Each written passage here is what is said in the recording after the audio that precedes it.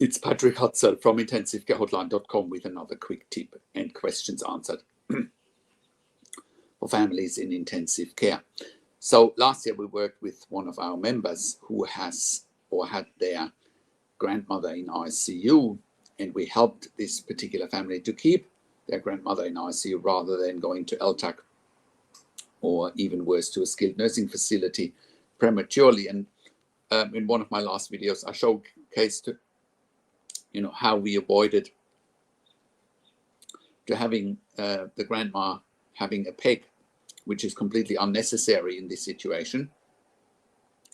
And today I want to showcase how the intensive care team has been pressuring the family and how we managed to take the pressure off that family, so that you can see what you will get when you are becoming a member for families of critically ill patients at intensivecaresupport.org. So a member from last year, and I'm not mentioning names here, of course, wrote in, "Thank you, and would there be anything more in specific I could be asking for other than just the official discharge policy? I've told the social worker a few times I want the hospital's official discharge policy, but she seems to be confused because no one has ever asked for that." So what's happened here is that the hospital was trying to pressure the family to give consent to a PEG tube and then send her to LTAC. And, we told the family not to give consent to a PEG tube because without a PEG tube, patients can't really leave intensive care, assuming they're ventilated or have a tracheostomy.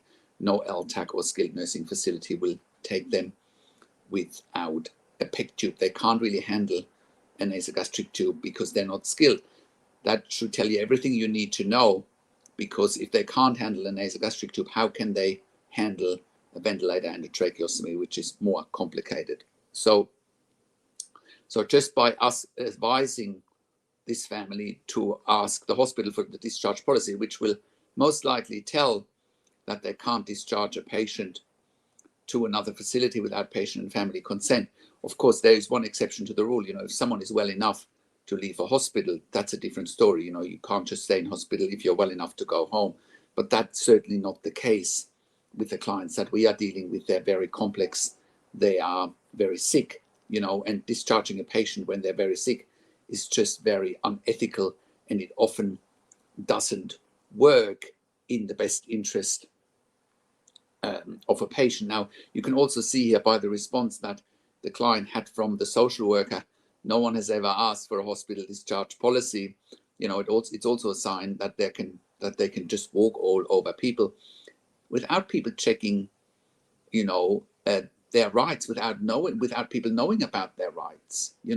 What we've also seen is often patients being sent to another state, to an LTAC, and they're going hours away from their home, hours away from their families.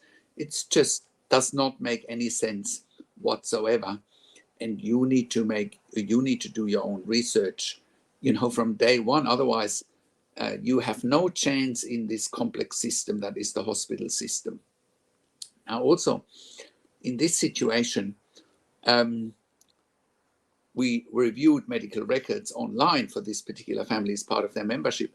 Now, also, here's an email from that member who said, "Thank you so much for your help. Earlier, I mentioned my grandmother was saturating 92 to 93%.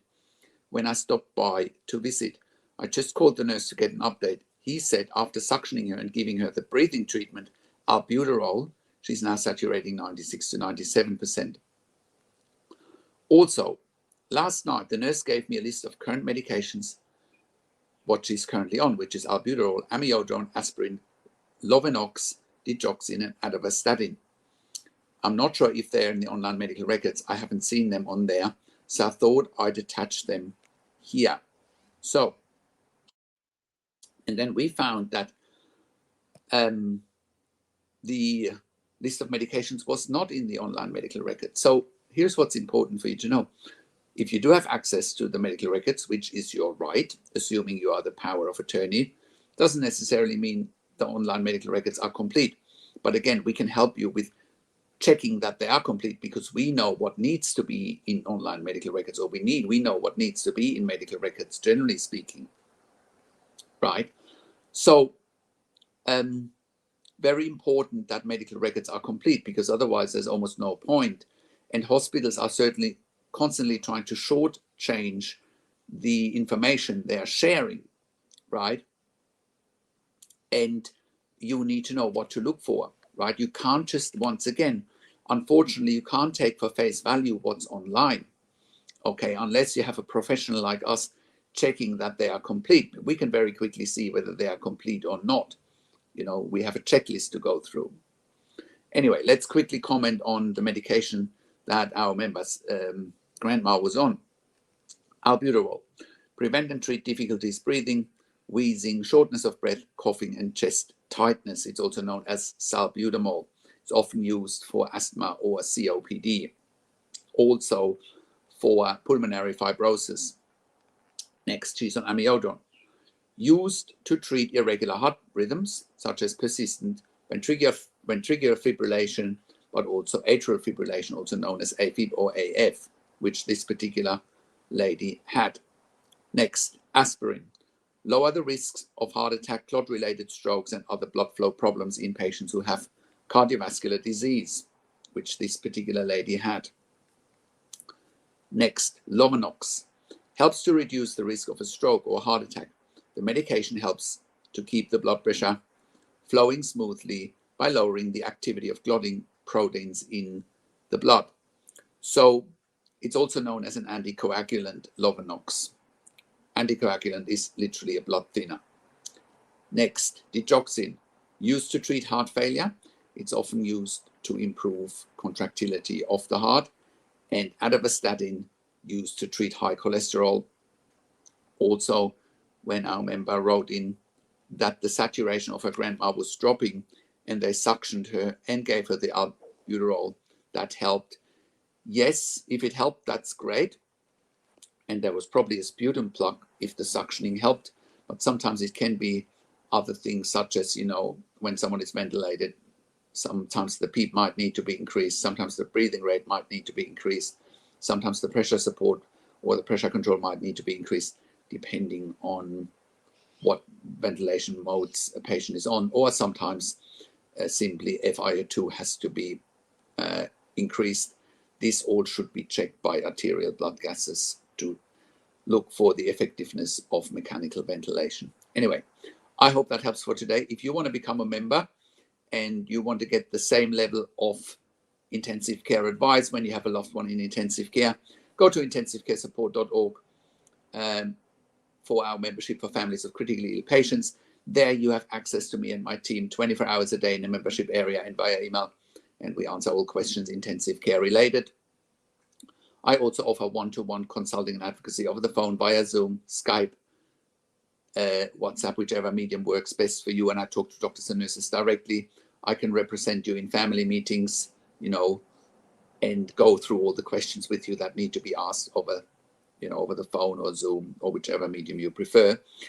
We also offer medical record reviews in real time. So if you want a second opinion in real time, please contact us as well. We also offer medical record reviews after intensive care, but we highly recommend you get a medical record review in real time. Medical record reviews after intensive care are really only for if you need closure, if you have unanswered questions, or if you're suspecting medical negligence, but you certainly shouldn't wait until you have unanswered questions after intensive care. You should and you need to answer the questions in real time. If you have any questions for us, go to intensivecarehotline.com, call us on one of the numbers on the top of our website, or simply send us an email to support@intensivecarehotline.com, and there we can answer the questions that you have about the membership or about the one-on-one consulting. Now, if you're finding my videos valuable, subscribe to my YouTube channel for regular updates for families in intensive care. Click the like button, click the notification bell, share the video with your friends and families, and comment below what you want to see next or what questions and insights you have from this video. Thank you so much for watching. This is Patrick Hutzel from intensivecarehotline.com, and I will talk to you in a few days. Take care for now.